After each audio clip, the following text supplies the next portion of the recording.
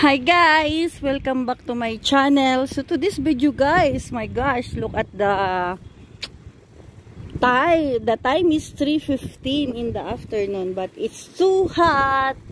So I'm here right now in zone 2. We are calling this area zone 2. So this area are still, this building are, are still empty. Yeah, it's very big. This is almost 500 rooms, so it's too much. So I'm going to the other building to finalize the setup. I'm going to check. So look at that guys. See? So I'm just walking here a little bit windy. Yeah, so I think I lost. Sometimes guys, even I'm walking or I'm rounding every day, but still I have some confusion about the building numbers because recently they just changed the building. Here we are again. So I'm here right now in building 10. So I'm here. So do you see over there guys? See the mountain. The same, I always look at that mountain, every time that I came in this area. Yeah, for me it's so beautiful, it's just like very quiet. Okay, so let me go up. I don't know where is my stuff, but let me check. You see, so I'm going to the first floor. So look at that guys. That one guys, do you see that? That is the swimming pool for the staff. See? Very nice. But won't you believe guys, since that is open, I didn't even try to swim even once. Because of I'm doing afternoon shift. And of course, that is only until 9 p.m. See? Look at this. See? No one are here. Okay. See? Look at this. So, my stop wasn't here in first floor. So, I'm going to ground floor to check. Alright. It's a little bit hot. Not little bit hot. It's too hot by the way. Let me check here. It's open. So look at this guys.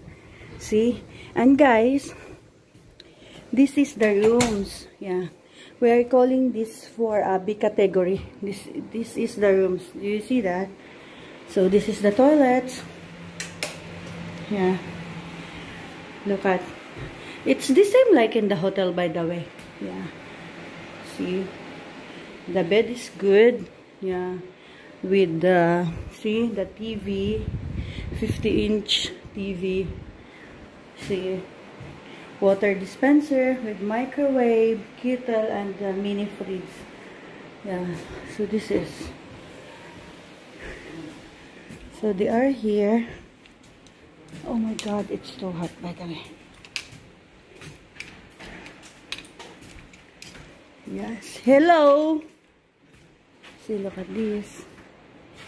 Yeah, see, it's nice, right? See. So, for this one building having 25 rooms in the ground floor and 25 rooms up. So, total 50 rooms in one building. This vlogger is the best vlogger. And this is Sahel, one of my good lead man, by the way. But one of my good this Sahil is, he gave his resignation. He's going home now. Yeah. See, look at this. Alright.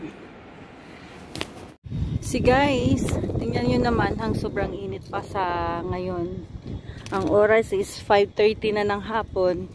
So, ito guys, yan, basketball court dito. Yan, wala pang guys ng mga dito, ng mga guests sa area na to. Yan. Yan guys, mosque dito sa tinatawag namin sa Zone 2. Yung recreation guys, under construction pa yan. Yan, yung mga blue building na yan guys, mostly empty pa yan. Tapos ito, pupunta ako dito. Mag-check ako ng store. Yan. Tingnan nyo guys. Ganito guys ang buhay dito sa camp. Yan. Diba? See. Napakalawak yan guys. Yan. Yun guys, yung bundok na yan nakikita nyo guys. Egypt yan. Yan.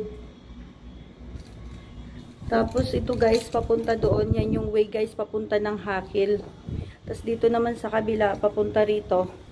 Yan, dito sa likod ko, papunta yan guys ng Tabuk. Yan, talagang malapit kami guys sa dagat. Yan.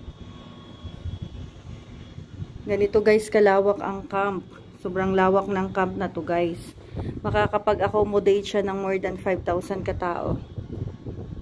Yan, tingnan nyo naman yan guys, ano? Tingnan mo, nasa desierto tayo, pero tingnan nyo naman yan guys, ang mga ano, bato, ang ganda oh. Diba? Kahit guys, ang ano, ang basketball court, tingnan nyo naman yan, ayos na ayos guys. Tapos doon banda guys, may swimming pool. Tingnan nyo naman guys, nandito nga kami sa desierto, pero para kaming nakatira sa paradise. Actually, lahat talaga guys ng kailangan mo nandito na sa loob ng camp na to. Ayan, kung nakikita niyo yan. Diba, napakaganda niya. Pasok tayo dito guys kasi i-check natin yung store ng building na to. Kailangan kasi guys ipaayos natin. Ayan, diba? Kailangan natin tingnan kung ano na nangyayari dito. Ayan. So, dito tayo. Storage yan. Ito guys, storage. Tingnan natin dito guys kung ano yung nasa loob. Storage. Oh, it's still the same. Yan. Yan nga. Oh, misi pa rin talaga. Wala pang natatanggal dito. So, ayan guys, hindi pa talaga siya naaayos. So, ganyan. Sorry naman guys, misi pa talaga. Guys, malubog na naman ang araw dito sa camp. Yan, ang ganda niya, diba? Yan. See? So, by this time guys, I'm here in Zone 1. We are calling this area Zone 1. The same in Zone 2, over there. It's the same. But this is for like our, like mostly who are living in this area is our Neom. Yeah, they are working directly to Neom. See? So, if you can see that one guys, see like, you see that? It's very nice, beautiful view. Yeah, yan. So, magagabi na naman. Ay, the sunset. See, the sunset. Oh. See, pababa na siya ng pababa. Ang ganda naman niya. See? Look at that. Pawala na ang sunset. Ayan, di ba? Napakaganda niya, di ba? Super nice talaga. Ang ganda. Ayan, ganda siya. Super beautiful. Ayan, so guys, tingnan nyo naman dito. Medyo mahangin. See, doon naman guys is empty. Doon naman guys empty. Yeah, everywhere. Yeah.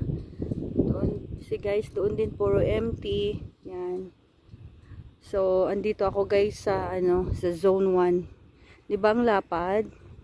Yan guys, see, meron din siya ng basketball court.